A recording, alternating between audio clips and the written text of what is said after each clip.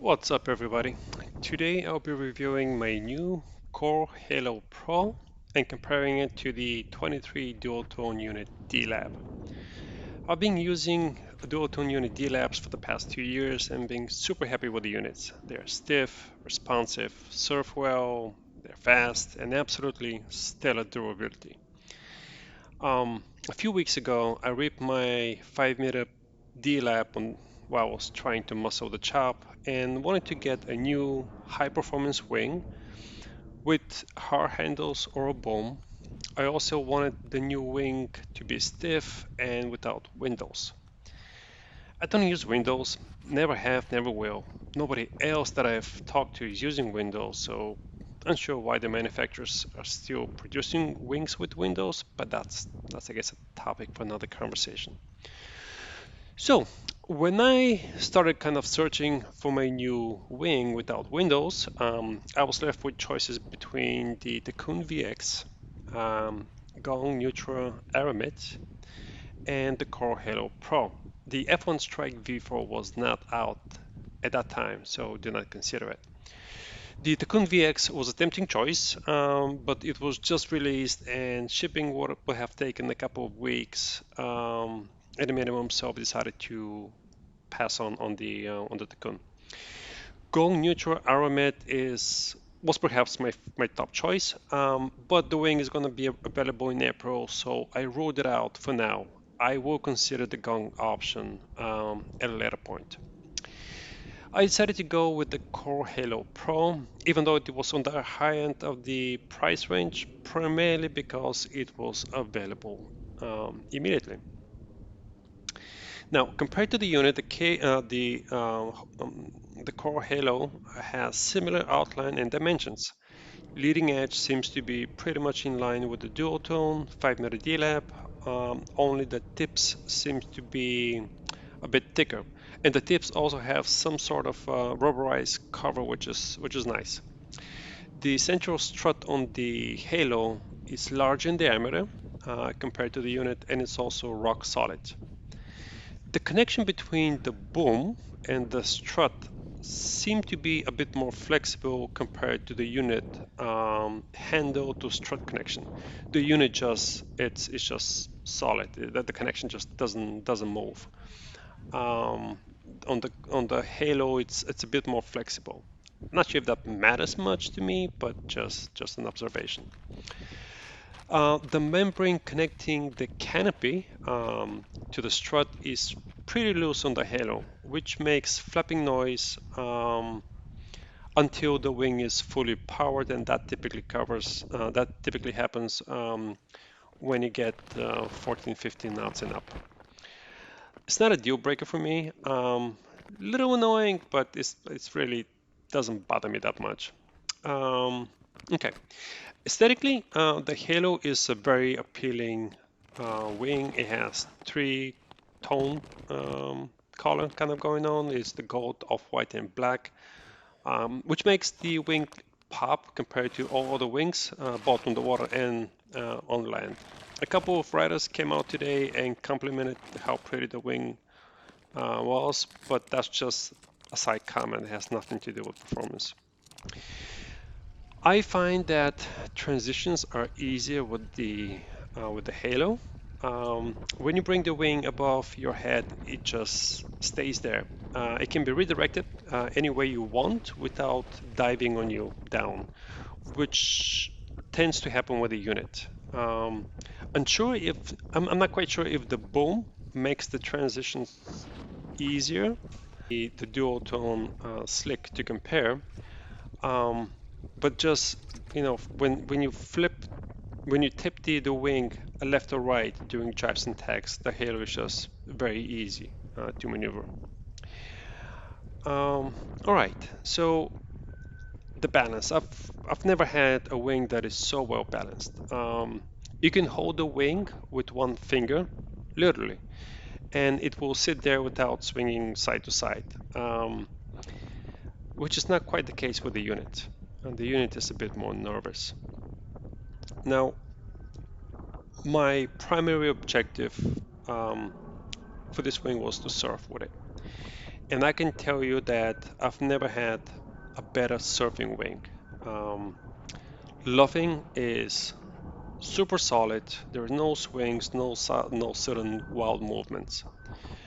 Um, I think I mentioned it already, but the Halo is not nearly as nervous when flat compared to the unit. Um, this brings a very unique advantage. When the wing is stable on the waves, it lets you focus more on the surfing aspect versus keeping the wing out of the water. The frame of the Halo is super solid, and I probably would say that it's probably more solid than the unit D Lab. It may have to do with the pressure that the Halo comes with. Core recommends between 8 and 9 psi. I pumped it up to 8, and I can tell you that was more than enough for me. I see no reason to pump it more than 8. It's just it's almost like it's like a plastic. It's super solid, super stiff. Um, okay, the front handle that is on the leading edge, it's more robust compared to the front handle on the unit, which gives you even more control when surfing. The wing itself is stable, but having this harder type handle on the leading edge makes the control of the wing on the wave just super easy. Um, I did not on purpose look at the specs of the wings, neither the unit or the Halo, because I didn't want to kind of formulate any preconceived notions about how light or how easy it is. But I can tell you that the unit seems to be a bit heavier, both on land and underwater compared to the Halo. The Halo is just incredibly light. The Unity Lab is, don't get me wrong, the Unity Lab is a very light wing. It's a phenomenal wing, but the Halo is just lighter compared to the unit. Something very important and perhaps for many of the riders who are going to be how gruntier the Halo is. Today and the day before, I was going out on conditions where I would typically use the 6 meter D lab, but I wanted to test the Halo. I can tell you that I was able to get on foil easily um, between 9 and 10 knots. Typically, in that type of conditions, I would take the 6 meter D lab, but I can tell you that the Halo 5 meter it has more grunt, has more low end power compared to the unit. I would say it's closer to the 5.5 D-Lab unit compared to the 5. That is my observation. I'm I'm very familiar with the units. I can tell you that today, if I had the 5 meter D-Lab, I would have struggled probably in many occasions I would have not be able to get on foil. The 5 meter Halo got me up. So certainly the low end is superior to the unit. I also feel that the Halo is slower compared to the D-Lab. I think the D-Lab is just faster wing. I can make my foil whistle with the D-Lab pretty much anytime I want.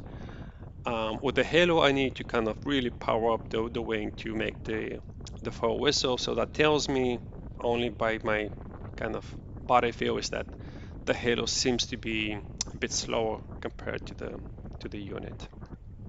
The bar on the Halo is very comfortable. I have small hands, being at 5'10". I measured the bar is actually 24 millimeter, which is a little bit smaller diameter compared to the unit handles, and I find this better for me. Um, I always use harness and will continue to use harness line. It's just for those types of days when I want to be primarily surfing and I use mostly my hands, the Halo bar is more comfortable to me. Um, Another good thing, which I'm not sure if it's because the wing is so new, but it seems to be drying faster than the unit, at least based on the few sessions that I had, but it's not very important really. Now, here are the downsides of the Halo. I think that the fit and finish of the unit is superior. Duotone have just unparalleled quality, and the fit and finish is just unmatched. I found a few places where I don't know if it was some kind of paint or ink or something got onto the Halo ALUULA material. Maybe they folded the wing while it was wet or something, but at that price point, I would expect the wing to be free of blemishes. Um, Also, the stitching job on the Duotone seems to be more robust, better. The glue seems to be superior, and it's just the stitching is just folded on its own and then glued. So I think that the fit and finish of the Duotone is better. The worst thing perhaps about the Halo is the back, if you want to call it a back. It's the worst design that I've ever seen. I was somehow managed to zip through the canopy using that bag, so I threw the bag away. It's useless, it's not measured properly, and the ways the zipper is designed, you can zip through the canopy of your wing, which is the last thing you want to do. Um, they should the core should certainly completely throw away that bag and come up with something new. That's just not useful. Anyways, I hope you find this useful. Hit me up with comments if you want to. Be safe, and I'll see you in the water one day. Cheers. Bye.